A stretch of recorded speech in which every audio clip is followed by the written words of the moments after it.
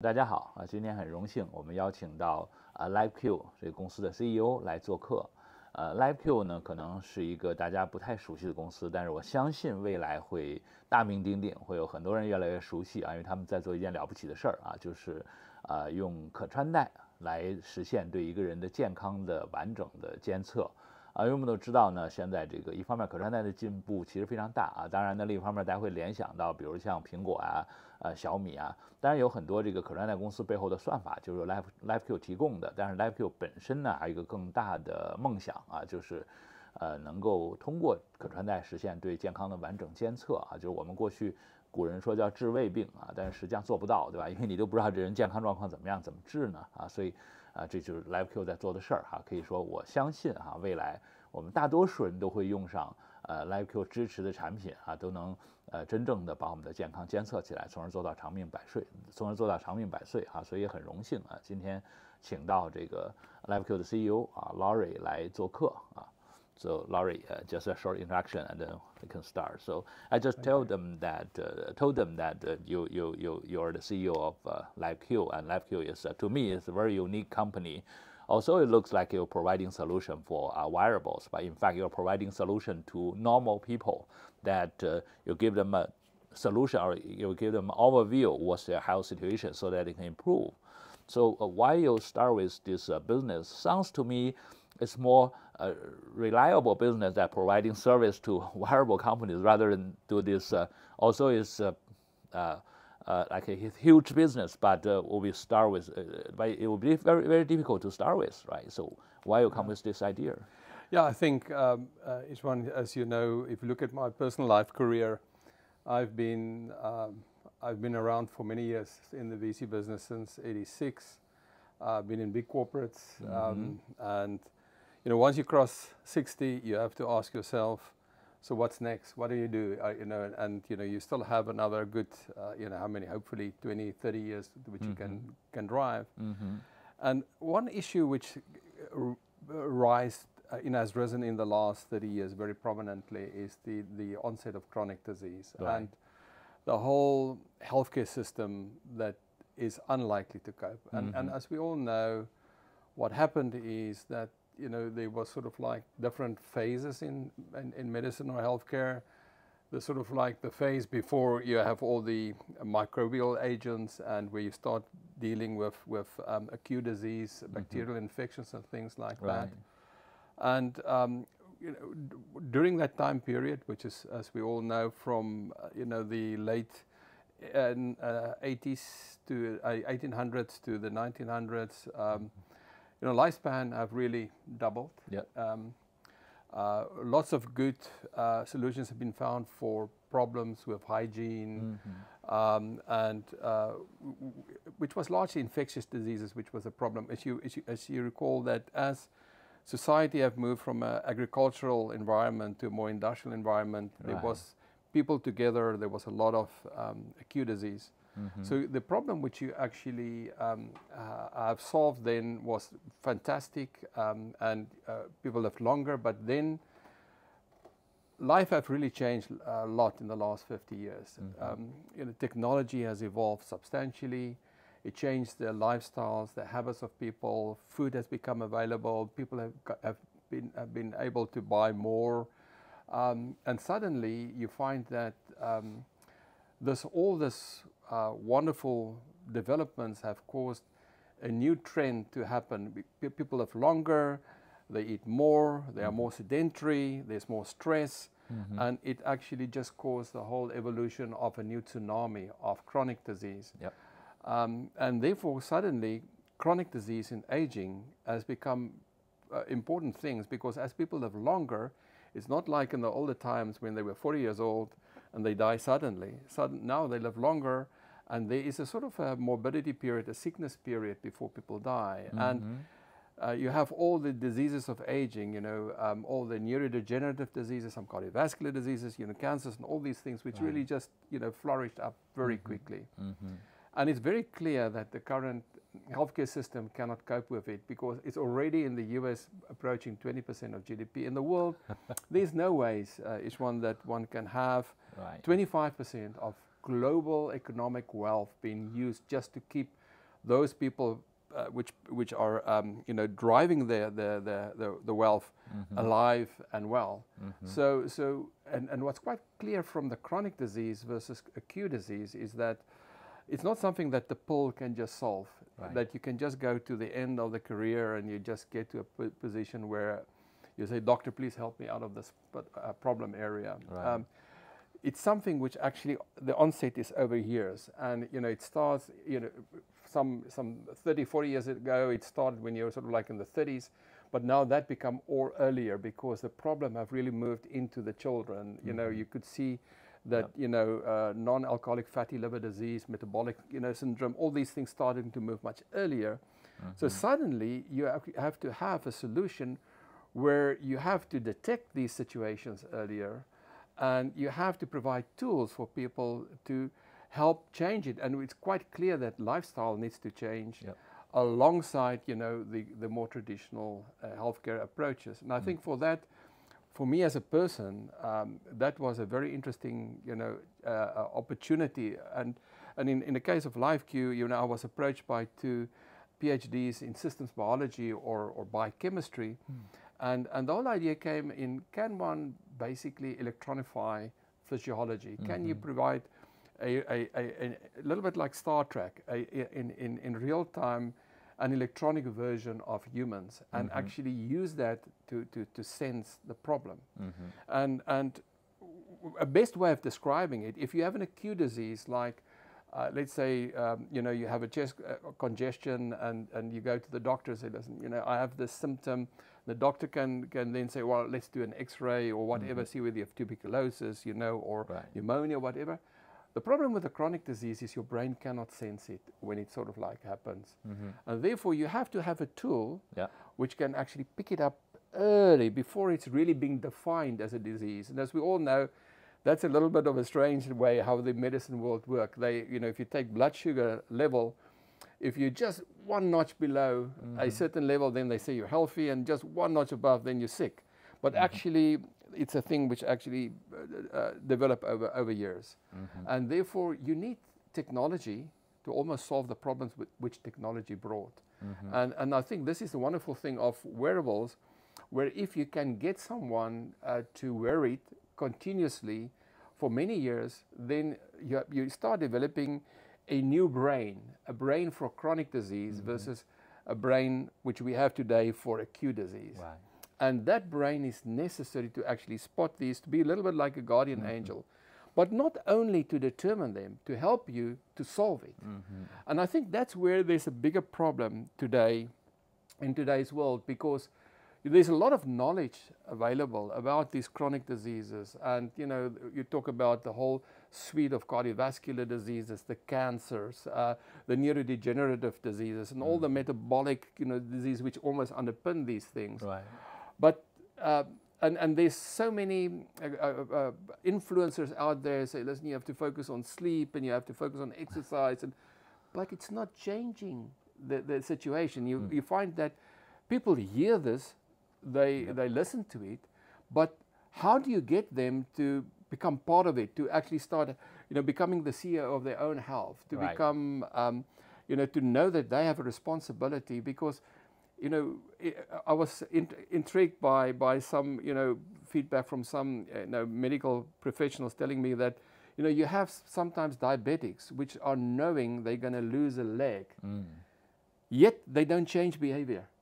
How do you get them to actually change behavior? And I think therefore it's not only the detection, the early detection of the disease which is necessary, but the tools and the way of delivering so that you can get people to buy into it, so they just become part of their way of living.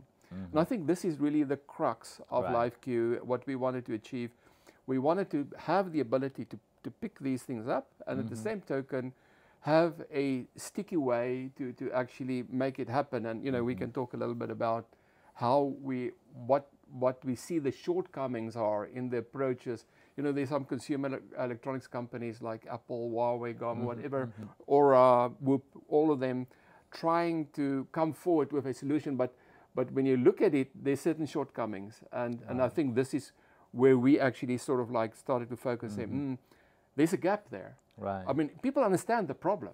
And, you know, people like Peter Attia communicated very well, and everyone, and you have lots of podcasters, Huberman, Sinclair, a lot of them talking about it.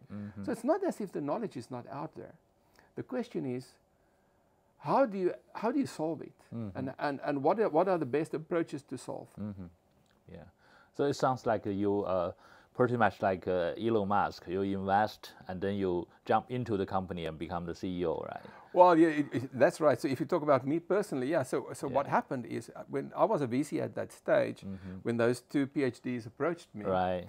And you know, I thought that that was as a VC I saw the whole personal computer wave, the internet wave, the cloud computing wave, all these things, and when I saw all this, I started to sense, but with technology, evolving so fast, there is definitely the opportunity to sort of address this specific problem. But then these two guys approached us before there was a wearable even existing. There was no wearables which were sensing in the sort of like, when I talk about years 2009, 2010, you had a Fitbit which could do, movement sensing. Right. But, the first devices only started to get with PPG, with sensing into the body in 2012, 2013. That's when they started. So when we started to look at it, I said, well, guys, if we can use your biochemistry, use those equations, which is basically chemical equations and physics, and if we can feed it with data in real time, that's really an opportunity. But it was too early for VC investment. So I took my personal funds and put it into the company, and we started to look at it. And I was more or less more involved as a very active investor as opposed to driving the company at that stage. And these two individuals were very good at these models of the physiology and what sort of signals can be used to make this thing live in real time. Right. Because if you can make it live in real time, then you can apply technology on it to sense, to see what changes, and to see how can you, and if you apply different therapies, whether the therapies work and things like that. Right. So for me, that was, as an individual, a very interesting area. Maybe also because my father, which died when I was 2 years old, he was also a biochemist. So it's a little bit like you. I know that you have also a little bit of a biology background. So after being for many years in business, electronics engineer, and I did sort of like also postgrads in finance and in law and things like that, I was just brought right into it again. And so there we are. So now for me, that's sort of like a passion that one wants to drive forward, because this is a problem which is not going to walk away. Right. The world, I mean, if you talk about China, where you're in, one look with great admiration how many 400 million people being brought out of poverty in a short period of time. Yeah. But suddenly you need to have around it a system to care for a higher level order of needs. Exactly. And that system, there's a gap there. I mean, what are the options? You go to the pharmacy or the emergency room, whatever. But I think that's where technology can play a big role in just changing the equation. Unfortunately, technology is really necessary ultimately for chronic disease, because, maybe stop there, Fred.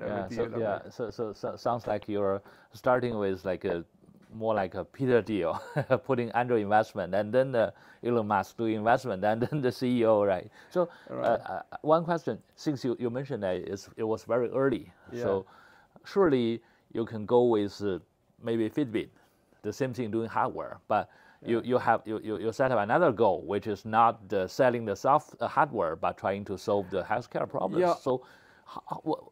So you're so early. So why you think about this? Do you think Wearable is the right hardware to do that? Right. Yeah. So first of all, it has to be pervasive, and you have to be ongoing sensing. So you can argue you could have a lot of sensors in houses, in rooms, and things like that.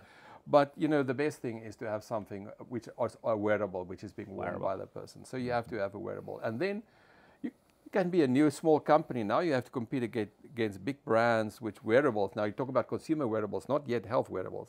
Consumer wearables like Huawei or Apple or Fitbit and all of these.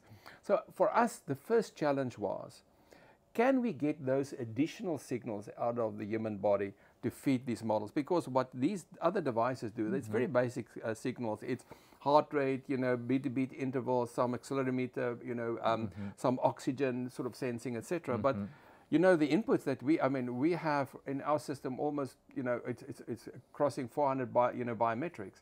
So how do you get that out of this device, ultimately? Right. So we had to sort of see how can we get inside these devices. So our first phase of the company, we was almost like a wearable enablement company. So we went to some of these companies, and these some Fortune 100 companies and companies in China, US, everywhere, leverage our knowledge of sensing into the human body with these things. But we only provide them what they need for the consumers. Right. At the same time, we started to build our models to see what are the other signals that we can get out of it. And if you ask what type of other signals, for instance, take for instance, if you want to have cardiovascular issues, are what is it? It's still the biggest cause of death globally. China, everywhere in the world, US as well. So you cannot only look at the heart rhythmicity. Yes, AFib is an issue. It's a very small. Well, it's not a small. It's a big issue, but it's a very one of thousands, tens of thousands of chronic diseases if you really looked at it. So you have to, for instance, look also at the heart morphology, so the blood flow, not only the rhythmicity of the heart. Right. So how do you then get to blood flow? So now we have to sort of build a pulse waveform so that we can get the pressures on the blood, because if you can follow the pressure on the blood, you can then learn about the heart contractility. Right. You can look at the the vessel compliance, how the blood propagates through that. And by the way, that starts then give you a huge a leg up or information on things like atherosclerotic disease, and whether have any calcification of the veins, because you can think for yourself, it's a little bit like a hose pipe. If it's rigid, and you try to push water into it, there's a high pressure, because the hose pipe is not giving way. The same with your vascular system. If your heart pump and there's the more heart plaque you have into the vein structure, the higher the wave will become. So now we have to say, can we use this technology to sense that wave and things like that? That's not things which Apple and these guys are doing, or Huawei are doing. So we have, and with health, with chronic health particular, you cannot just look at a small system of the human body. You have to be a general guardian angel. You have to look at it as a holistic there too. And because of that, you have to sort of look at all the different elements which you can sense in the cardiovascular system, the endocrine system, the respiratory system, the musculoskeletal system. All of these things are working together, the brain.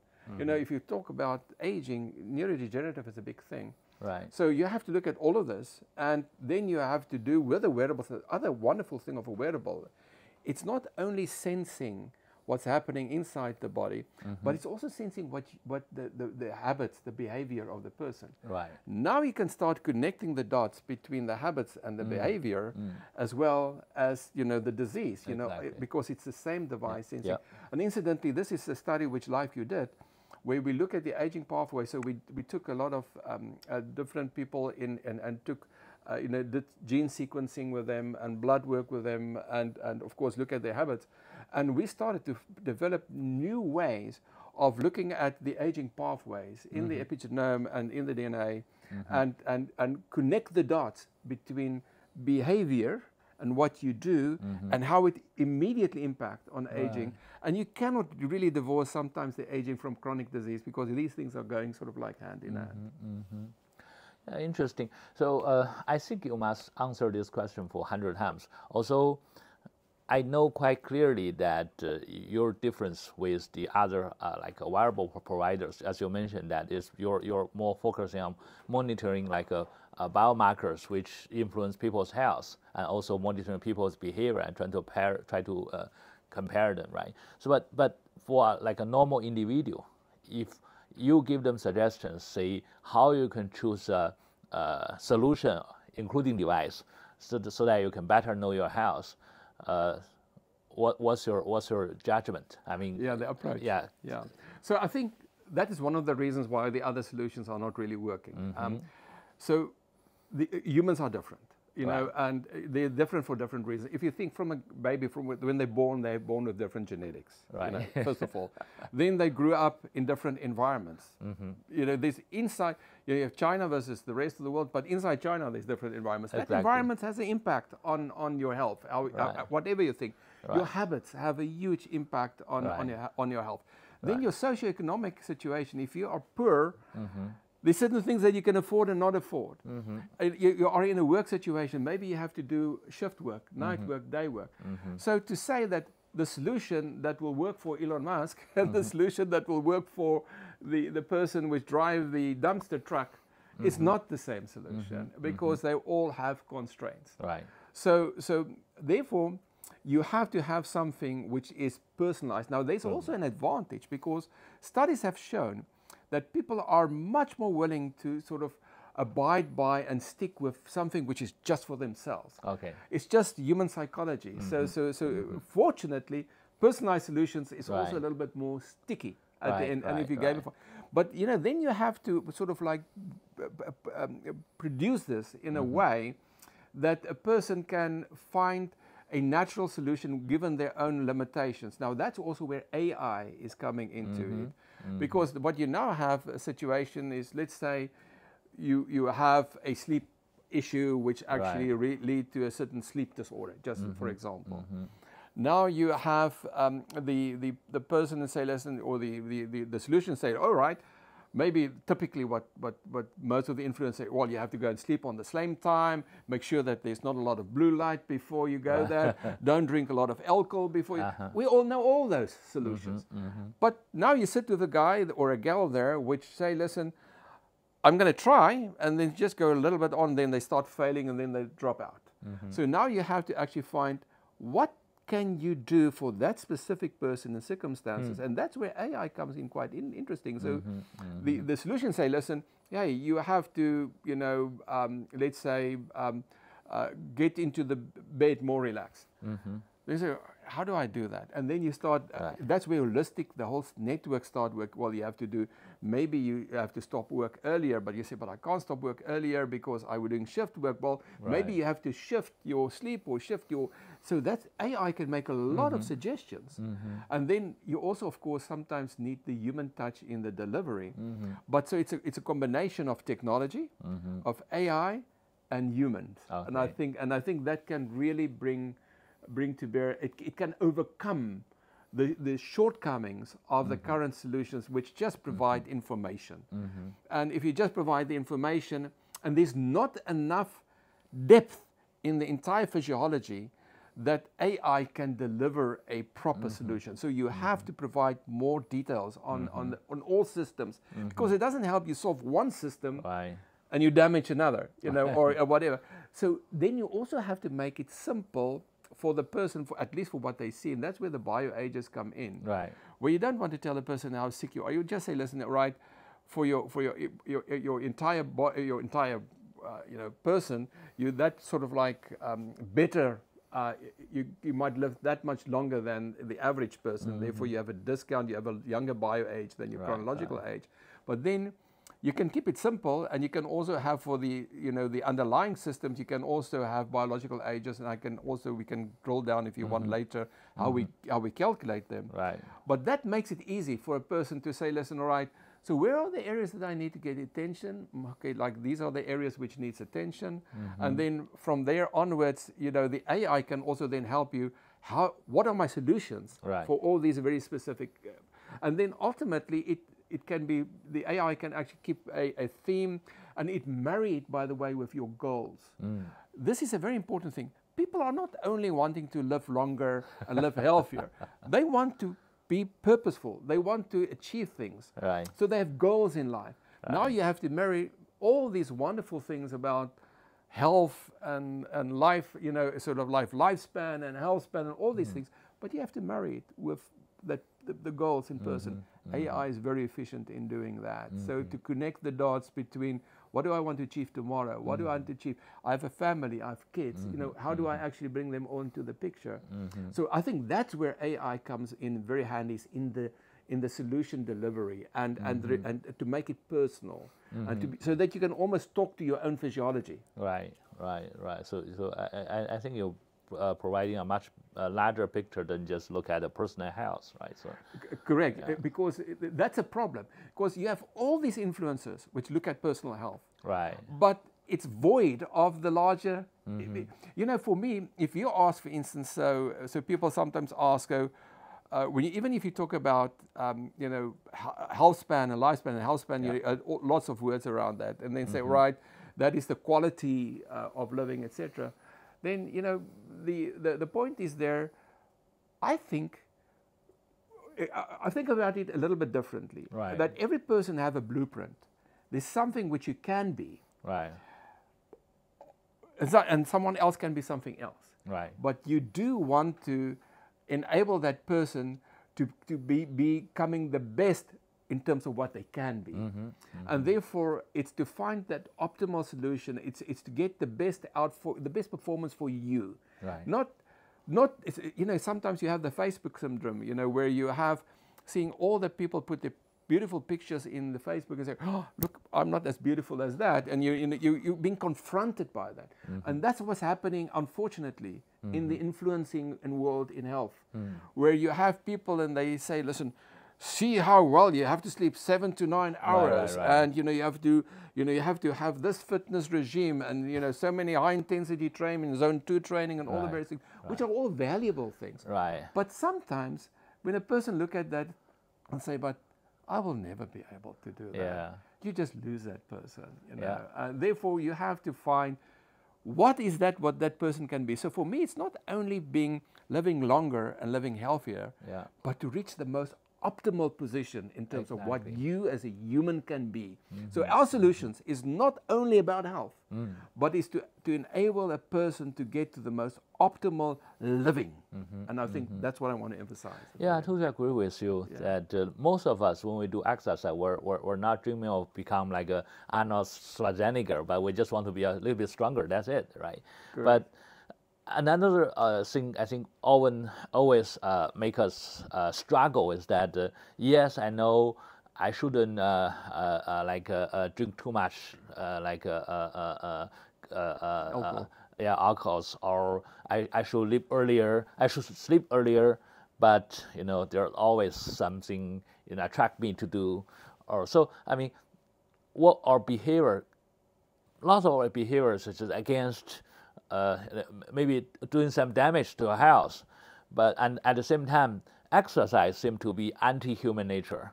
So, how can we solve this problem? I mean, with your solution, what's your design that you can help people to solve this problem?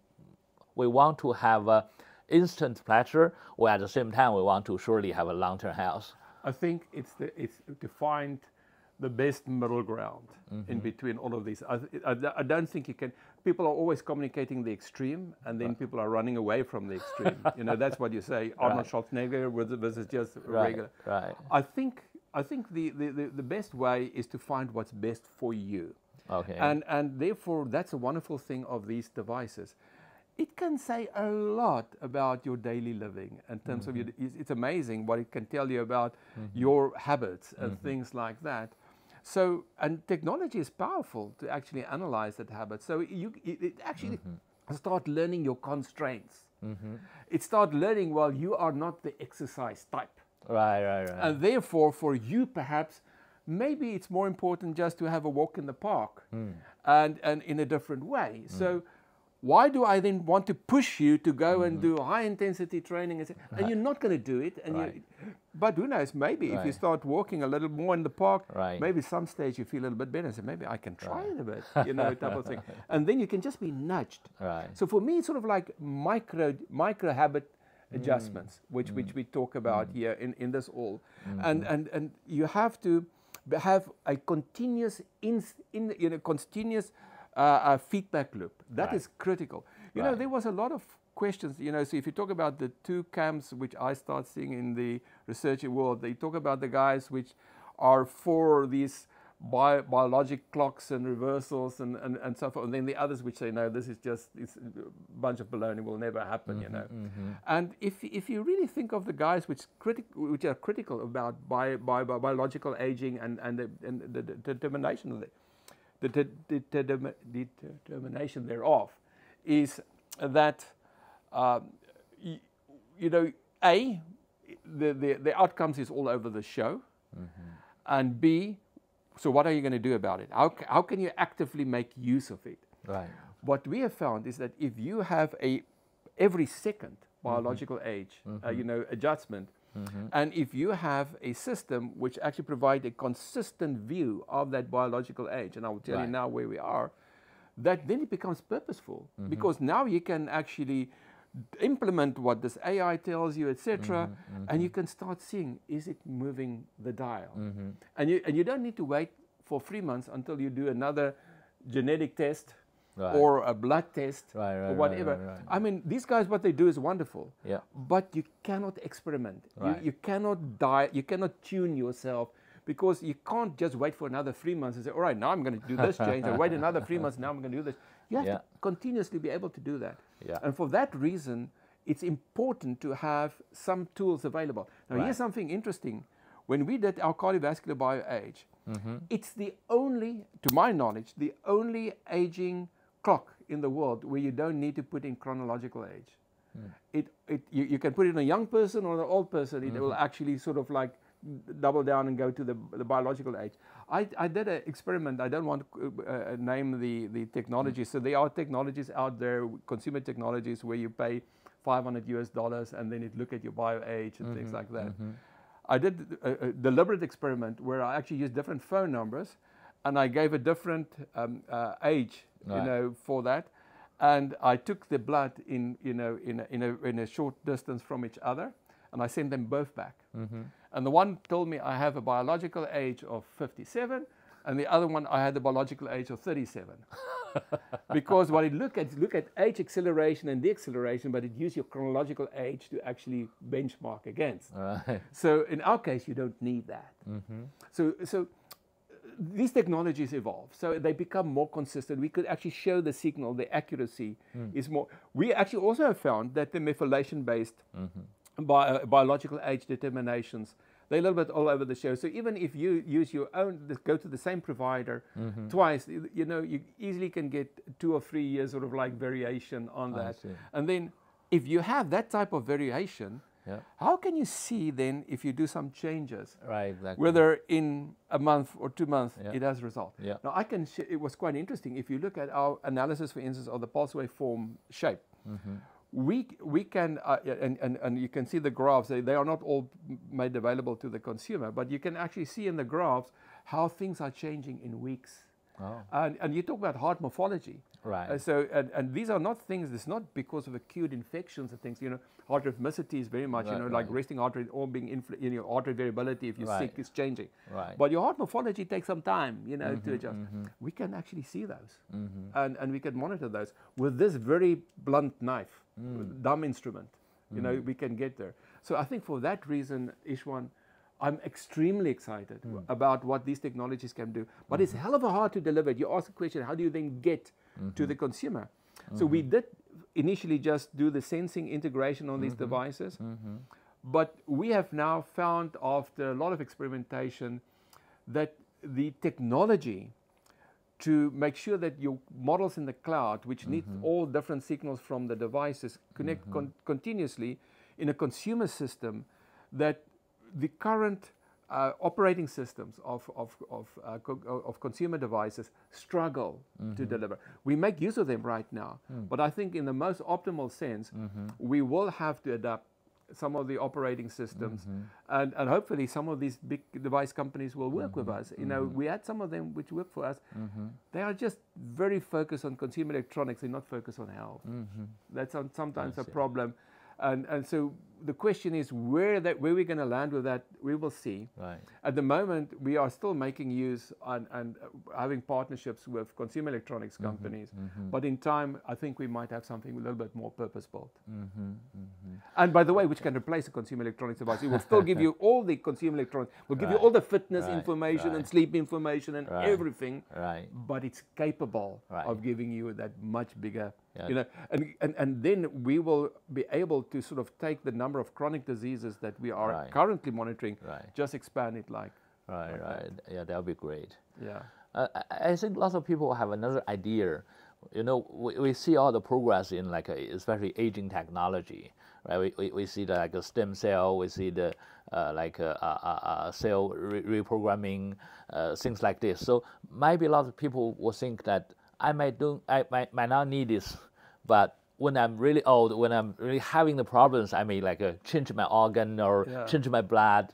What do you think? What's your idea about all the? I know you know all these latest technologies. What's your for me, comment to them? Many of those technologies are fantastic. So let me just tell you that. So you know, I mean, if you talk about Chris, the way we can even take some small changes in the DNA and try to sort of change genetic, do genetic changes. You talk about blood transfusions with young people's blood into older people. Or, you know, it's amazing. You know, when you go, there's some question marks around some of these therapies. Let me just say that to you. But generally speaking, I'm very enthusiastic about all the research being done around aging, etc. Right. The question is, they just need a tool to see whether it works. Okay.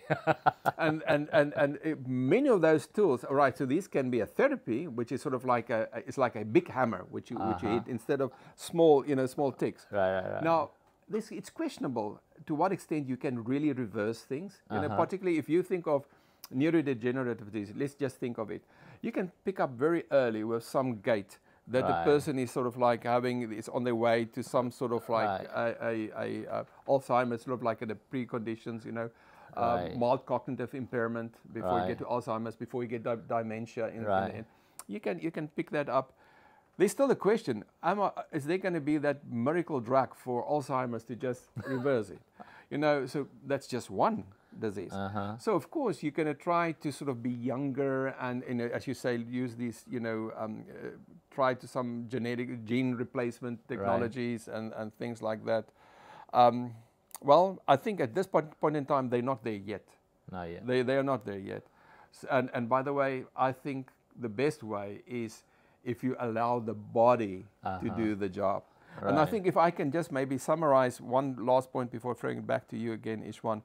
The question is, what about cancers? Because cancers is the second most important killer of people, or horseman of death, or whatever you want to call it. I think I mentioned to you before that our human body has something like 40 trillion cells. And all these cells are replacing themselves over time. Some very quickly in your liver, some a little bit slower like your muscles, some even more slower, like maybe in a question of quarters, your tendons and things like that, but they replace themselves, in this. Every day, if you think of that 40 trillion cells which are replacing over the period of time, there's 10,000 mistakes happening in terms of that replacement in your body. Then those are being addressed by your immune system. And therefore, in cancer therapy, now these days, the immunotherapy came in as a real good contender alongside chemotherapy. And what immunotherapy does, it basically sort of like empower your body to do the cancer fighting, as opposed to having a chemical coming in to do the cancer fighting. And I think from that perspective, it just brings you to the point that inflammation, which is also saw as one of the hallmarks of aging, is playing a huge role in the body. So what you now have to do is you have to help your body to better deal with that inflammation and to fight that inflammation and things like that. And I think from that perspective, that's where the single large hammer is not so good. Because large hammers say, listen, well, you have not trained your body to deal with this, but I'm going to give you a very big dose of this, and suddenly things are going to be better. I think the best thing is that you, with all these small lifestyle perturbations, that you actually help your body to become more, better equipped to deal with all these challenges and so forth, so that when the cancer comes, you can actually deal with it in a better way. Gotcha. I can tell you, if you go for me, that's a problem with medicine 2.0, is if you have these therapies and all chemotherapy and all the things being given to you, and it's not being given with a lifestyle recipe, that you may just see the recurrence in time. But if it's a lifestyle recipe, you start teach the body to come back into homeostasis, to come back into balance, and to find it. This is where this technology and the approach is so much better than those aging solutions which are now being done. But I don't want to be negative about that. That's the point. Or what I want to say is that, okay, some people want to go that way, maybe, but I think you still need monitoring. You still need to see, is it effective? Is there recurrence? Right. And that needs continuous monitoring. Right. It sounds to me like it's a holistic approach. Look at the people's health in a whole rather than different part. But I was just curious because look at the past history of the medical research. They're all separated, right? Cardiovascular or respiratory, all different. But how you can integrate them so that you can show what's the general biomarkers of the people's health, especially you mentioned that bio age. How you can measure, integrate all these components into one understanding what's the people's health. Yeah, so I think if you think of it about a car, and the engine is going to fail. Right. So the question is, there's one component in that engine which typically sort of is going to fail, and then the engine stops. So sometimes you have that. Right. But there's a lot of these different components in the engine that influence each other, and which can cause the other one to actually do. So by just looking at it myopic on a small thing, you start you focus more on the effect than on the cause. Because if you look at all these discussions, and I listen to all these podcasts all along where people talk, even when you look at the hallmarks of aging, then they say, right, you look at telomere length, and you look at the epigenome, and you look at inflammation, and you look at all these different things. Then they say, which one of them are more causal, or which are more effect? Other words, so, and sometimes which are the ones that I can do something, which are I'm just sort of have as a result, type of thing. So I think in that way, each one. My sense is just that the technologies which the bioages and all the various things which you look at it in a holistic way is so important. Typically, how these things are being done and how they tried the first bioages. Before you had genetic bioages was done on hazard ratios. Now, hazard ratios are basically done based on all-cause mortality studies to see for a person what's your chances of 10-year survival with a specific biometric and whatever order. And then when they start bringing these hazard ratios, statistically what they've done is they multiply these hazard ratios with each other to get to a more composite outcome. Okay. It's more difficult than that. I think from our point of view, it's very hard when you look at the bioage related to biomarkers to sleep, and bioage related to biomarkers to fitness or to endocrine system or respiratory system, cardiovascular. How do you bring them together to get to the total one? One thing that we do know is that in the cardiovascular sort of like age is the most important one. Now, it's quite interesting if you look at the hazard ratios, which we don't now anymore do in our cardiovascular bioage. We do that now straight on that genetic trial, which I've told you. You could see on the hazard ratios that with very good sleep, you can live 2 years longer, but with very bad sleep, you can even live 20 years shorter. So some can help you to it's more protective than promoting, if you understand. So you can get 2 years extra there, but you can lose. And cardiovascular is the opposite. Well, not opposite. Well, it's actually both directions. You can really gain 20 years, 30 years by looking at very good things in your cardiovascular system. So when you look at these bioages, you also have to ask what's your goal and where do you want to do it, and then you can decide how do you bring them together. So you can't put a too high sort of load on the sleep bioage when you get to the total one, because the cardiovascular bioage is still going to be the most dominant one. And by the way, they also influence each other. They are not orthogonal. They are somewhat, the one has a component or the other has a component or the other, which again brings you just back to the equation that you have to look at the system as a whole, and then you can sort of like drill down to the different subsystems. And the reason why we have the bioages of the subsystems is more for implementation, so that if you can see, you want to see if this bioage move a little bit, or that bioage move a little bit, or that bioage move a little bit. So that's more important there. But the holistic one is just to say, listen, for that person which just want to have one metric, quick metric, and say, listen, where am I? And then we have this bio boost, which is your last 24 behavior, and how which we have correlated to the bioages, and to say, listen, what have I done in the last 24 hours which could either improve or reduce my bioage? Right. So sounds like you wear this your wearable all the time. So what's your personal feeling or your feedback? How it can improve your health? Well, if you look at my own health, I mean, some people can go and look at photographs from me sort of like 10 years ago in terms of where I am now. I mean, it's amazing that if you have something that you can motivate yourself. Now, I have the fortunate situation, of course, I'm in the company, it's my business.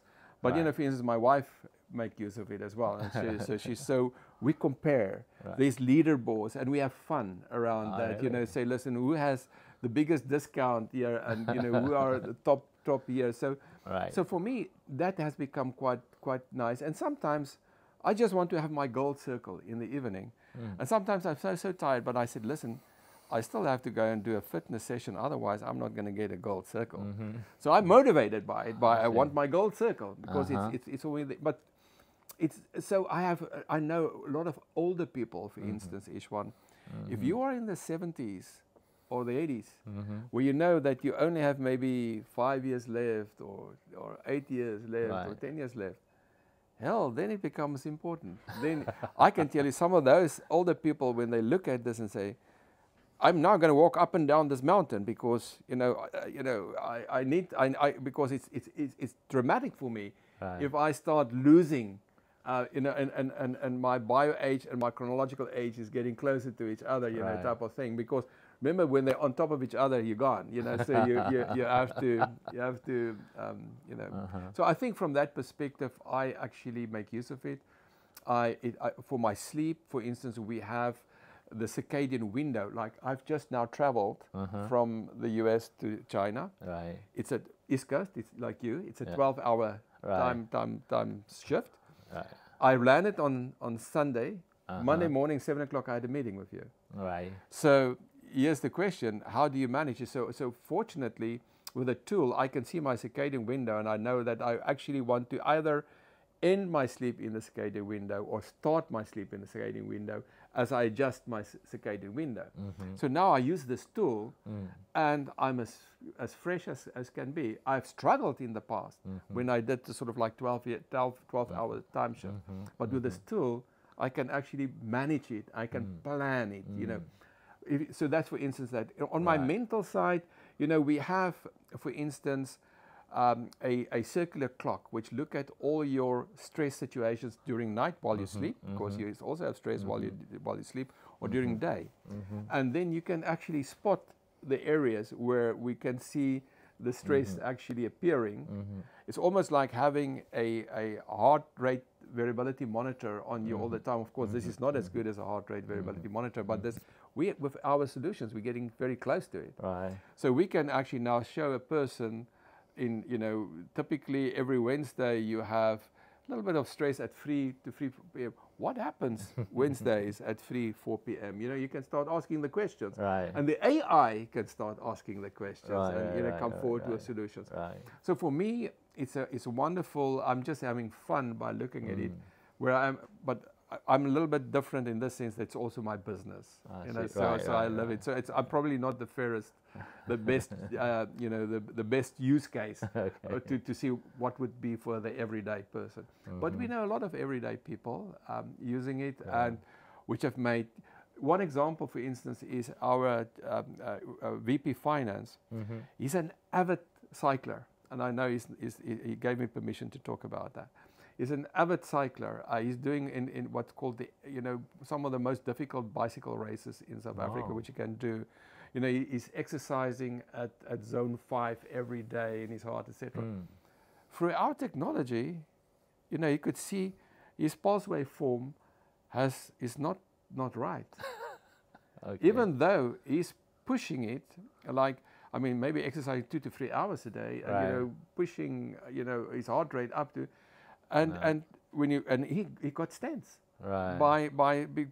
but he couldn't see it from his normal day to day. He felt very good, and, you know, exercise, and maybe just one day he might have been cycling a very bad thing and just die.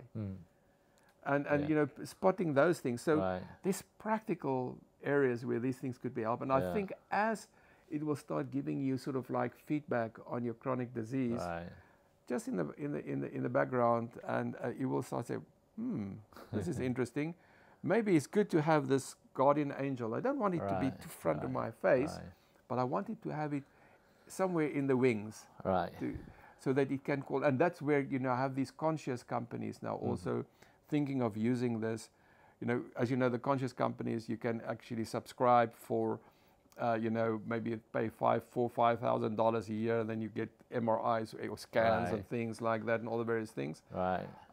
This can be used as a different. It's a much cheaper conscious company, which and you don't need to pay $5,000 a year to get the view. But this is, of course, not as accurate to the point. This is sort of like, remember that we don't diagnose. We are a probabilistic, not a diagnostic company. But I think in time, our data will be so good that we might well become diagnostic. But at the moment, we certainly don't claim that we are diagnostic.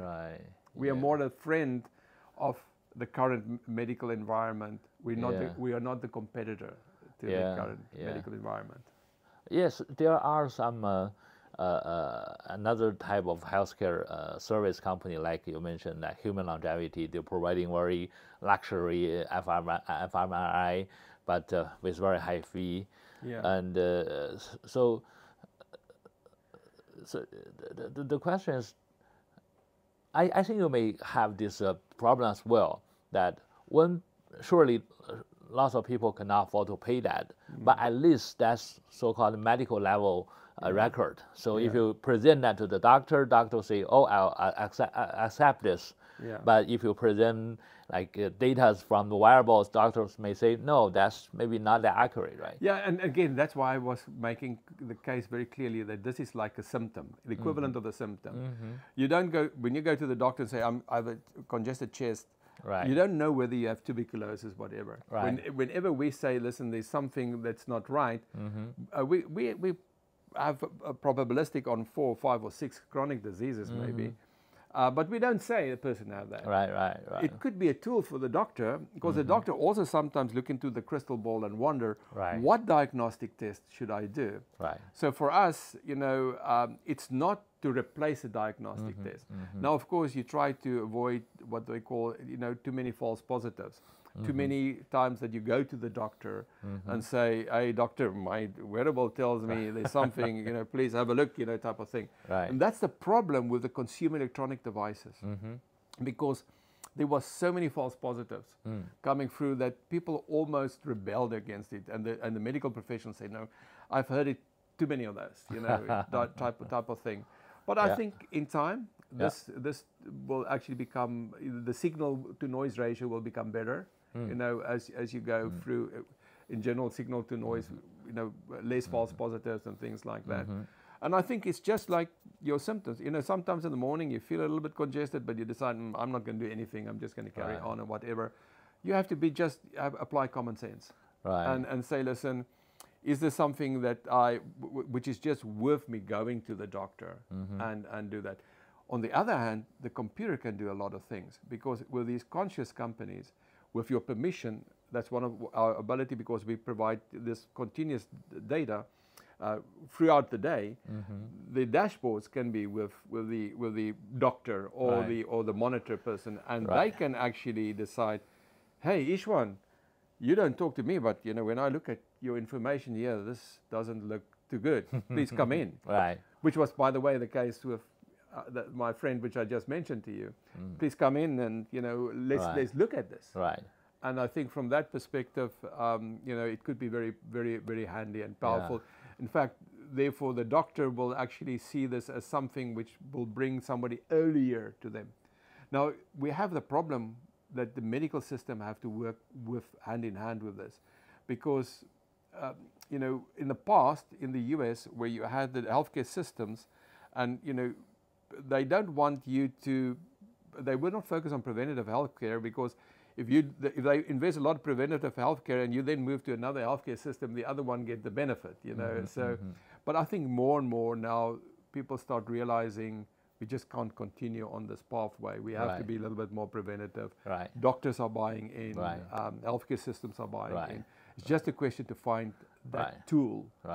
And yes, we will have to iterate the tool to become a well-accepted tool in this environment.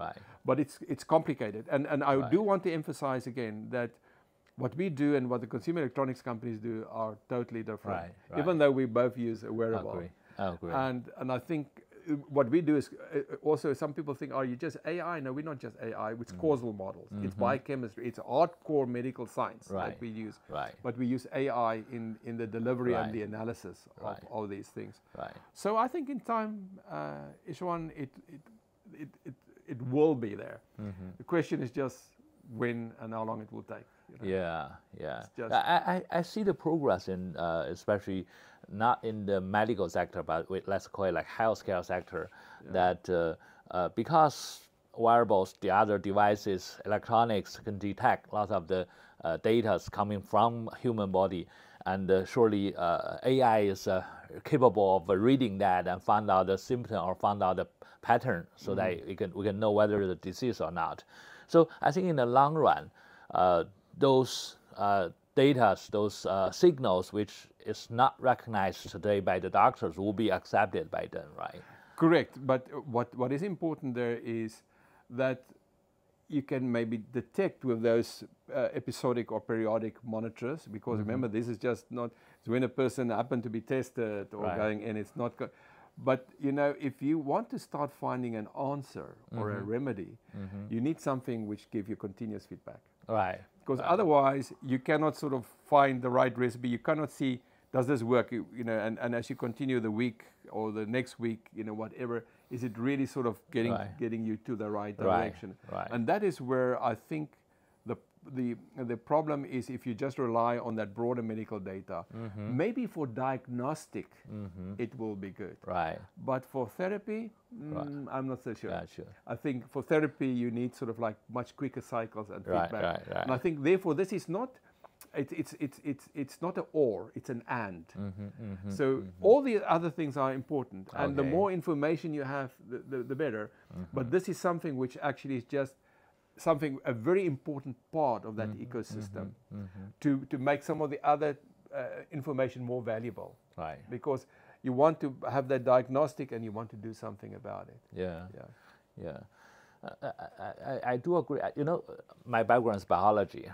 I'm not a doctor, but look at human being as an animal. So I think one important thing for animal is not like what's the accurate numbers, but the curve and the reasons, right? I think all the human beings have all these reasons. If we are in the right curve, we're healthy. If we're out of the range, maybe have some troubles. But today, still, as I mentioned, that the healthcare system is pretty much all established by define whether it's disease or not. So they should find the accurate numbers that they can tell you, yes, you have diabetic, or no, you don't have. Also, maybe the number just there's minor difference, but they say you're patient, you're sick or not, right? So, but I think human beings are not behave like that way. So if we have diabetic, maybe we have problem a long time ago, right? So, but how you can detect what's wrong even before the symptom developed? And I think so. That's why you have these finer biomarkers. Let's use a pulse waveformer, for instance. We can look at arterial stiffness when it's still very much healthy, and then over time you start seeing, well, it's actually it's getting more stiff, but maybe over 5 years, 10 years, but you can quickly see, as you say, the trend. Right. So we don't necessarily have the most accurate, Right. you know, analysis. You know, you can put a pressure sensor in the vascular structure. Right. And not that Right. accuracy, but we can certainly see that Right. trend. And I think this is the valuable. And also, if you do therapy, Right. you can see whether, you know, the curve is changing. Right. Of course, you need to have quite a lot of, you know, Right. your sensitivity has to be quite good. And certain Right. things you have better sensitivity than others. Right.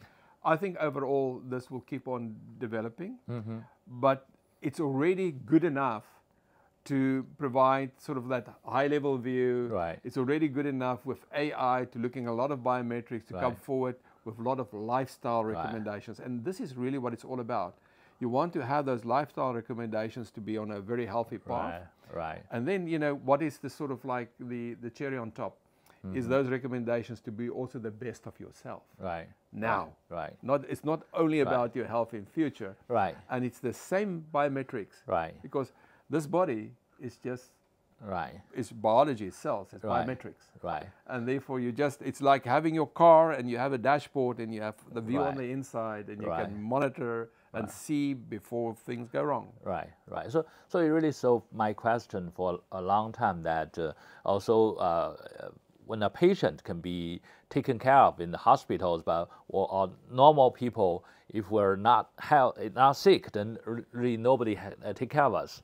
But you mentioned that if we can even detect the early problems, if like there's a trend that showing that we might develop some disease in the long run, but we can start to doing intervention to help it prevent it to happen, right? So it sounds like it may create a new career that you can see that the people dealing with the patient, we can call it doctors, but people dealing with normal people to keep it healthy rather than, you know, if nobody take care of them, they'll become patients one day. Yeah. So there might be a new career that we should take care of the normal people, prevent them to be the patient in the long run. The wonderful thing is also that with technology, you can actually one person can take care of many more people. Right. You know, that is one very big positive. Right. And also because this is all electronified, you can do telehealth. It's all over the distance. You know, you don't need to see the person necessarily in person. Right.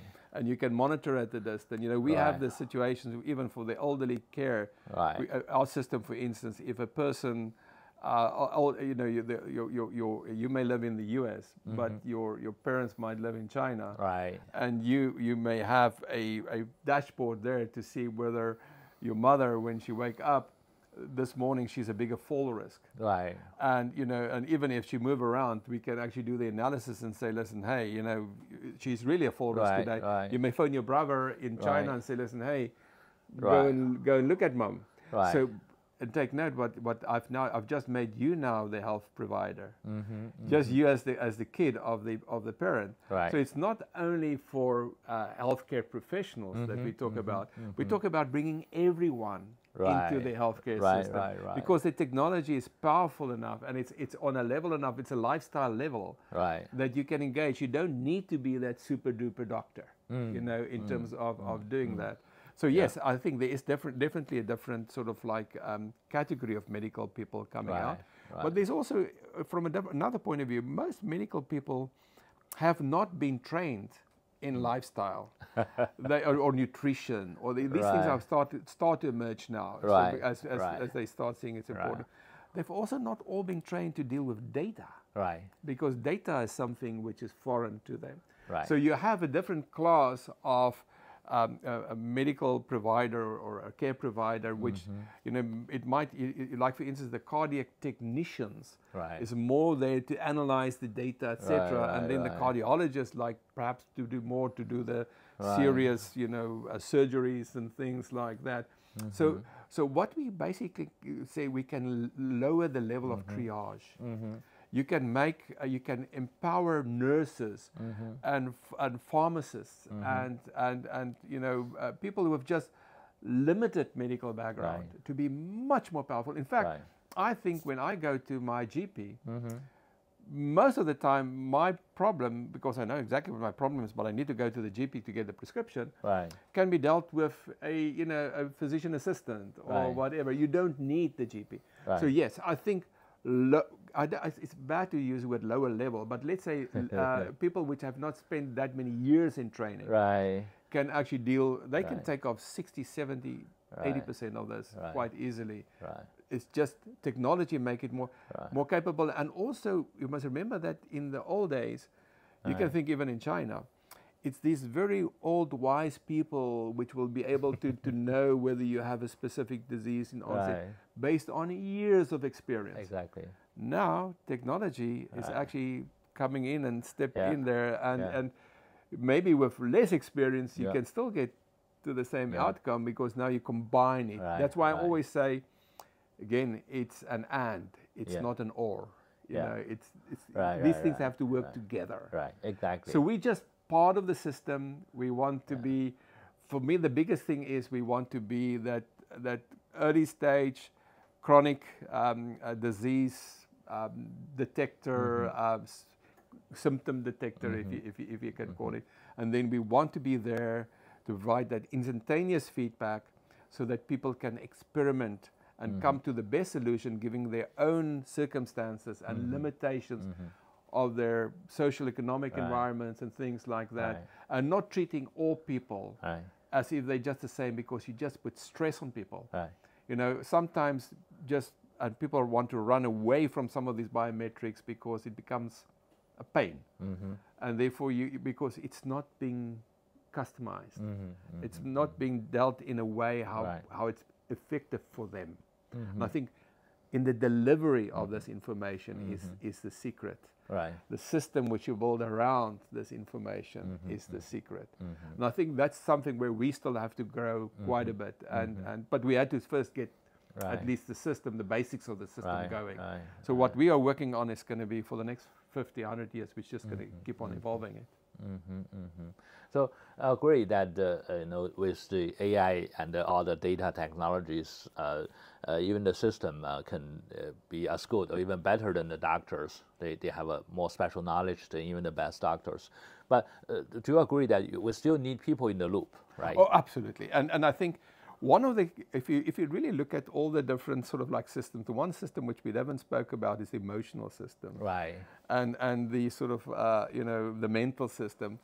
And it's critical. People, if you have emotional deficiencies and mental deficiencies, it's just a supercharger of a lot of other problems which you have. And funny enough, people, whenever people talk to a computer, they know that that computer is not really worrying about them or caring. So you have that human thing, that human touch, which is still necessary.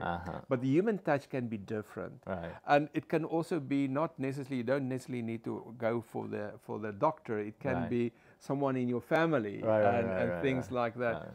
So I think having this as part of a community, as part of a system where people have, you know, work together and have fun and things like that will be, it's just like, you know, nutrition is fun. To have food together, it's fun. So you do actually want to have a little bit, say, hey, you know, let's have a challenge here, or, you know, do all these things. That's the one part.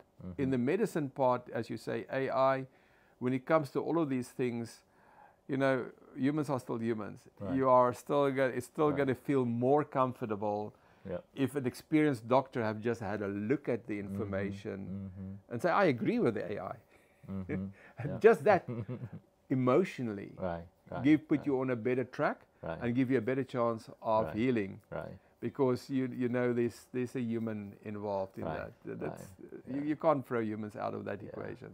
So, you know, one interesting topic recently is that AI is taking jobs from this community, the society. Like maybe the car drivers can lose their job, like people doing delivery can lose their job, secretaries can lose their job, even the entry-level lawyers, entry-level consultants can lose their jobs. But as you mentioned, that we still need people to, you know, enter this new area, which is not helping the patients but helping the normal people.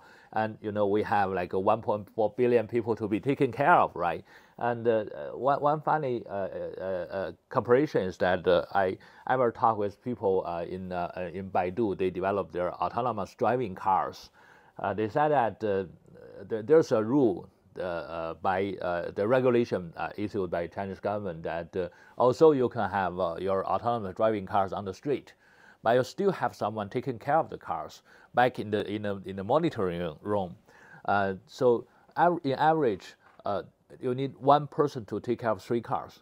So if you like 30 cars, you have a 10 person in the room, in the monitoring offices. Yeah. So it's more like a car driver is not the blue collar anymore. It's just sitting in the office like officers, but you still need people. So so how many people we need? So for instance, in other words, say one person, if they do this healthcare service to take care of the normal people, how many people they can take care of? Like 10 or 100 or 1,000? Well, of course, it depends on the actual, whether you are a telehealth company or a concierge company, or what is the service, or maybe a fall detection company and things like that, which will have monitors and where you have to get someone out there with an ambulance very quickly. So it depends on the nature of the service that you deliver. But let's say by and large, one thing which we know, there's a huge shortage of GPs, general practitioners globally, and it's just increasing. So you have other people stepping in. So sometimes it's not you have a higher skilled person replaced by a lower skilled person. Sometimes on a one-on-one basis. But now also in this case, where you have the monitors and the computer will actually sort of prioritize things, etc. My sense is you can get away perhaps with one fifth of the people, and I throw everything in the box. It's very hard to of course, certain things you can never get away from a person. A surgeon is a surgeon is a surgeon, but I just throw everyone in the box and say, listen, what would be the efficiency factor? My thinking is, almost an order of category. Okay. That's really what we talk about in the reasonable future from now. So that's the number. That's the jobs we want to eliminate, right? But how about the jobs we want to create? So I know that your system is right now is deployed in China already. So let's say the service is fully launched. How many people, in average, one person take care of how many people using your system? So that's a very interesting thing. So some people are quite comfortable with just working with data and working with AI, and some people want to phone someone to do that. So we have, outside China, we are actually working in another country where it was actually a health coaching or somewhat of a telehealth company, first without our technology and now bringing our technology in. And the question will be very interesting, is how many more people can those same team service? I think that's almost what you asked. Exactly. And my sense is, I would say up to an order of category, up to 10 times, but probably somewhere in between that in the immediate future, and as things get more important.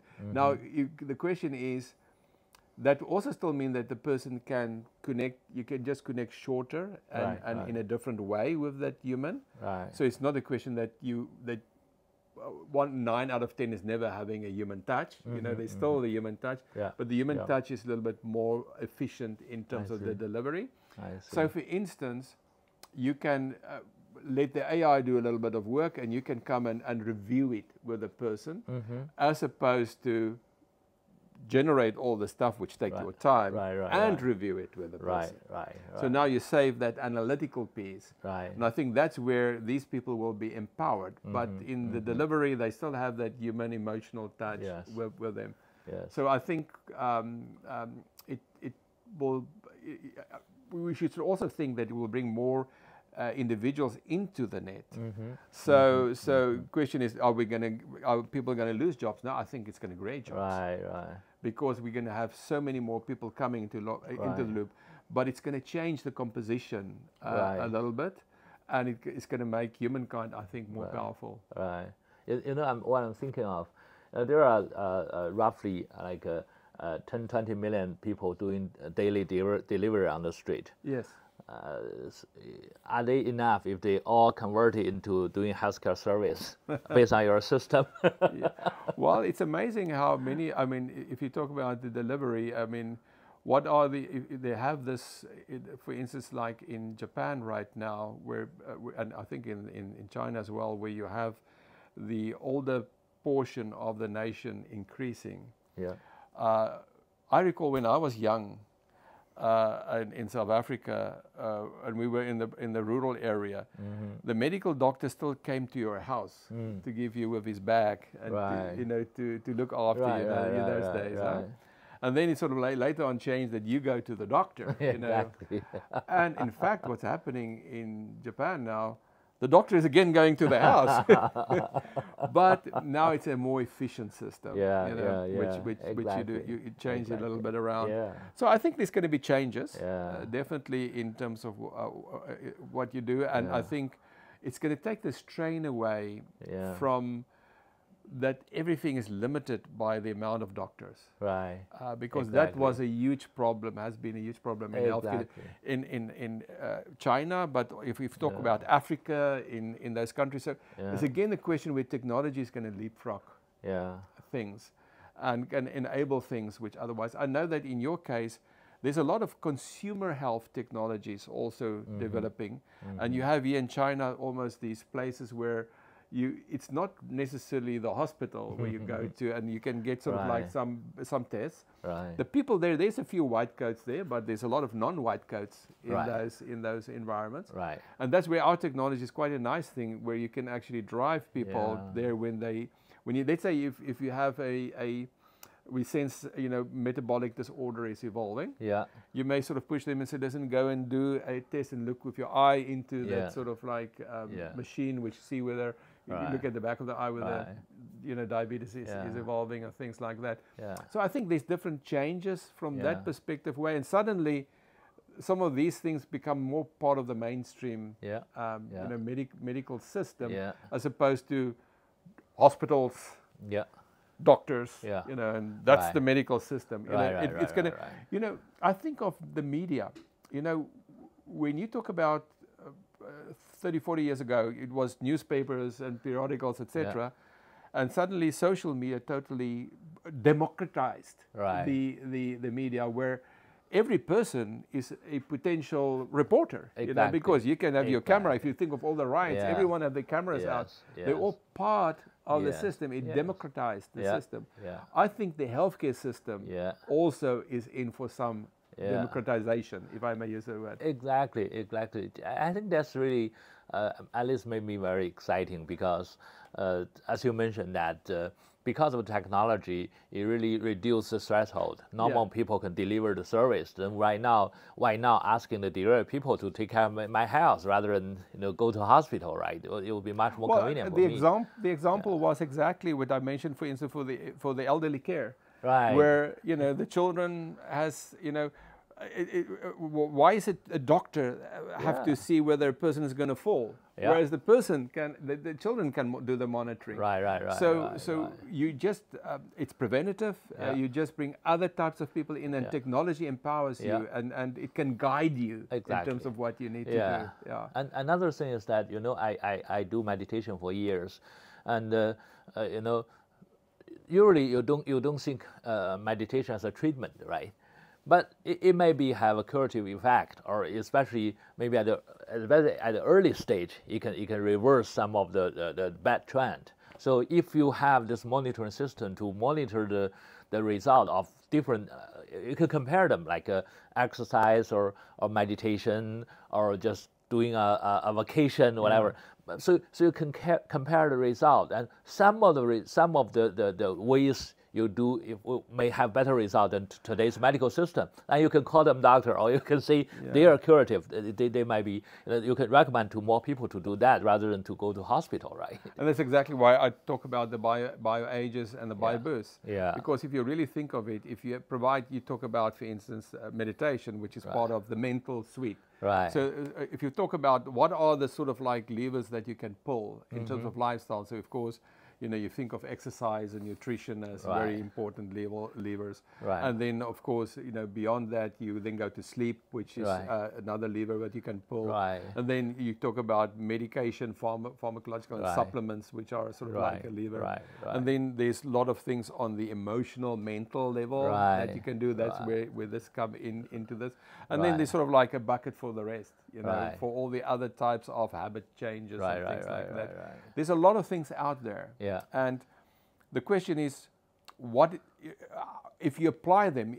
You talk about your meditation. The question is, you would like to see what's the impact on all my physiological systems if I do this. Exactly. Not only on my mental system, because these things are interlinked. Exactly. And I think that's why I think from this perspective, the technology can empower you to have a better view. Yeah. It can enable your people close to you to have a better view of you and of themselves. And then it can enable the doctors to have a better view of you. Exactly. But it's sort of like these concentric circles actually going out.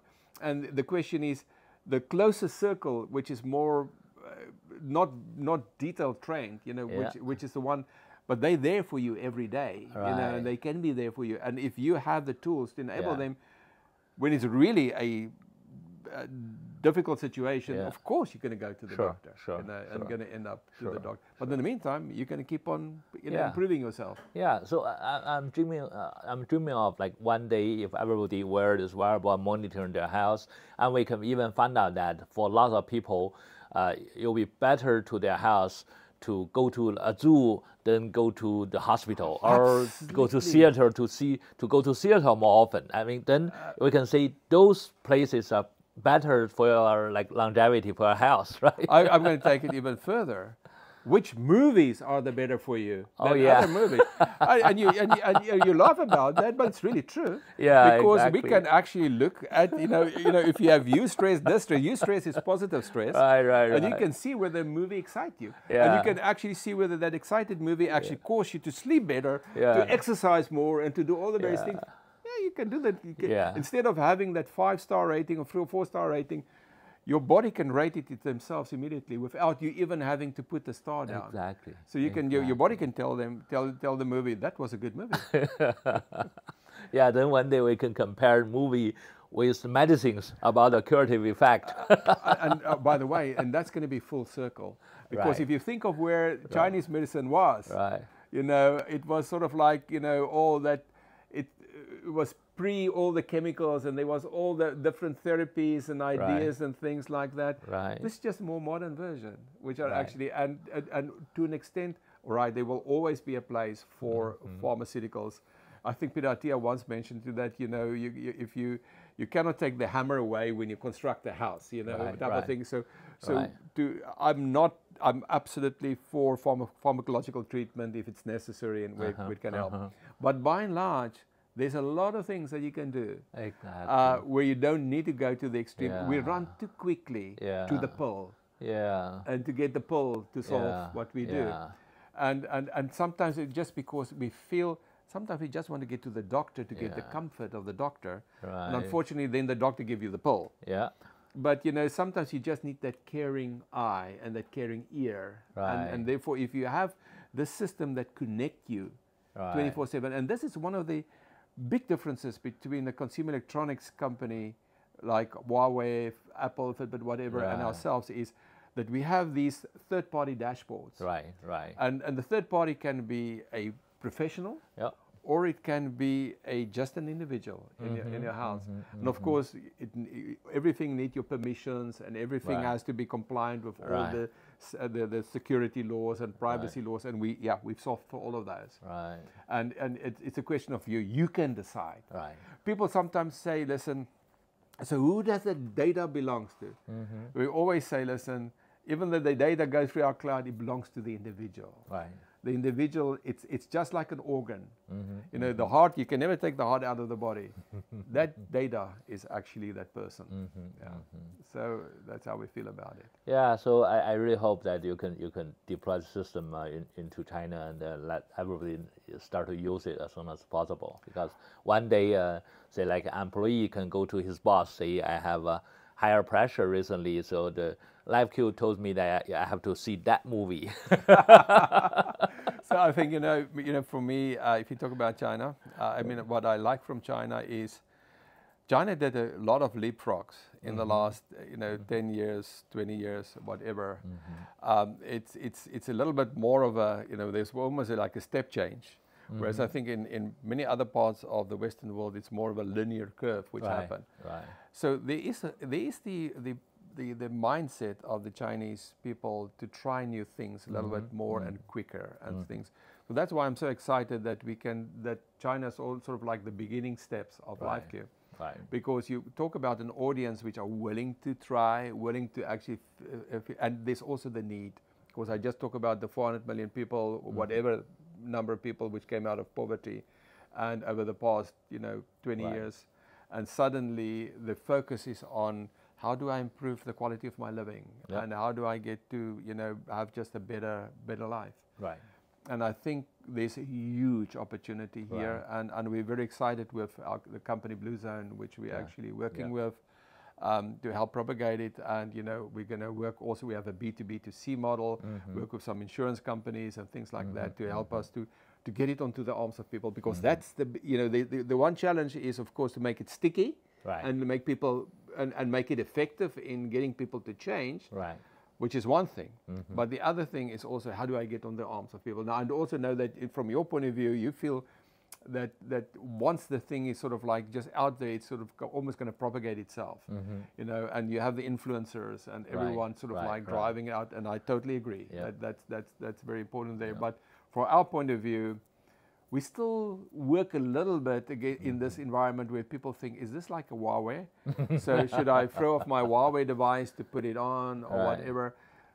Until they start realizing, it's different. Right. And hopefully in time, Huawei and Xiaomi and Vivo and Oppo will all and say, listen, well, we want a LifeQ device as one of our offerings to our people, so that you can get one of those devices, but with all our technology. As you know, we have enabled devices, from the most expensive, like Mont Blanc and Hublot, and very expensive, to very inexpensive. I don't want to call the names because then people might think I will tell you, but very inexpensive devices. But we've enabled almost 40, I think. Devices at different companies, but now the question is, will those companies work with us beyond what we gave them for the consumer electronics to leverage the offering that we have in the cloud to provide to their customers a holistic health view?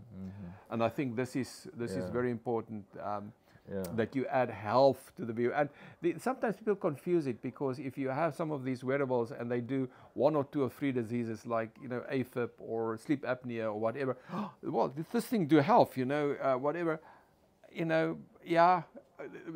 these guys want to sell their devices, and therefore they want to show that it has 1 or 2 or 3 health benefits which you can do. It is certainly not a guardian angel. It's certainly not something which actually look at your picture, in a holistic way. And so how can you feel comfortable if you have a thing there? You talked about it in the beginning, and just look at that one small system of your physiological body and not looking at the entire body. How can you feel comfortable? How will you buy into it? How effective will it be? And particularly, chronic diseases are so interrelated. If you have a huge metabolic dysfunction, you might have a renal dysfunction at the same time. You might, if you have inflammation, suddenly there's a lot of other things. You might have different respiratory situations, cardiovascular situations. They all come in flux, in combinations. And I think therefore this is important, the holistic picture.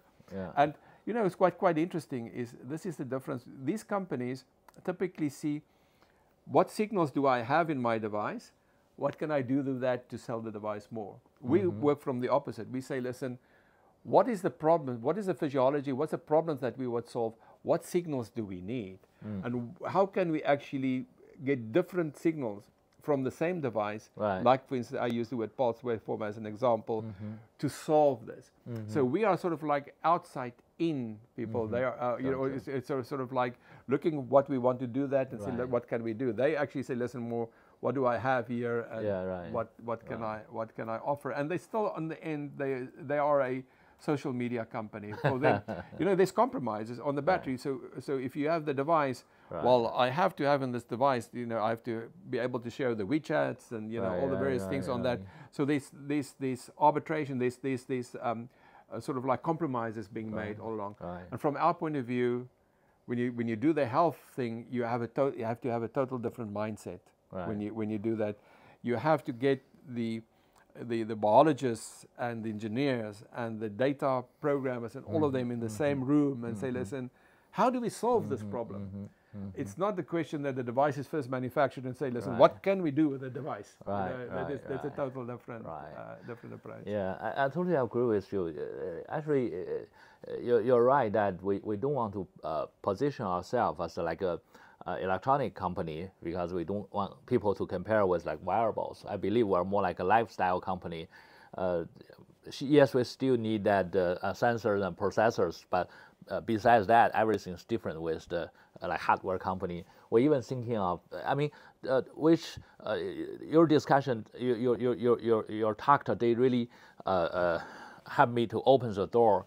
I'm thinking of like how we can get everybody involved in this healthcare rather than just someone want to improve their health. We need to get their friends, their families, even the companies, the social structure, everything involved, everybody involved. At the same time, we want people to feel this is trendy. This is not, you know, designed by some stubborn jerks not jerks, sorry, stubborn geeks that don't know what's beautiful. So we want to see you want jewelry on your arm. Exactly, and want designers design it. We even want to maybe have like a game designers to help us to look at all the relationship of the different players and how to make them all feel comfortable and feel proud of to be in the game, to be more interconnect with the other people and help each other people's health. I mean, there's so many different angles. You know, if you have some of the people, because sometimes what you have on your arms is very much a demonstration of your personality. You know, people, exactly. So they don't want to have a cheap thingy, you know, whatever, which doesn't. You know, they want to actually maybe sometimes have something which, you know, is classy and so forth. We also talk about, you know, situations where if you go to the opera with your, you know, long evening dress, you do not necessarily want to have a big black thing on your arm. So therefore, our technology is designed in such a way that you can actually maybe put it on the upper arm, you know, or whatever. There's different ways. I mean, ultimately, this is all possible. And you know, most of our most valuable sensing though is being done during sleep. And the reason why it's done during sleep is because that's the time when you're less engaged with activity outside, and it's giving you more a true reflection of what's happening in the body at rest. And I think from that point of view, of course, if you dream, it has a little bit of impact and so forth. But you know, even our analysis, we've been so accurate with our sleep analysis that we can actually say what happened during REM and during deep sleep and things like that, and so you can separate a little bit if necessary on that side. But you're totally right. I think for the community, healthy body, healthy mind, healthy family relationships and things, it actually just drives for. People talk about, for instance, the ability on what could be the transformational impact on the elderly care. You know, one of the biggest problems with elderly care is that the older people are being forgotten by the kids and so forth.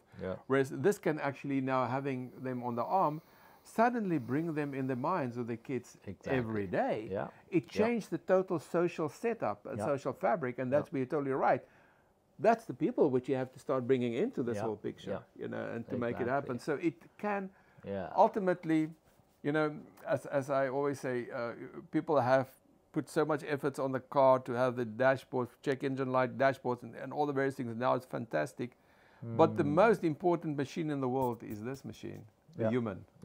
And I think if you have the human machine sort of like properly connected, this is going to take connectedness to a whole new level, because it's connectedness where the common denominator is health, and to an extent also, as I said, to be what you can be, and to have people engaged in helping you to be what you can be. Exactly. It's a total different mindset. So it's health, yes, but it's beyond health. Yeah, wonderful.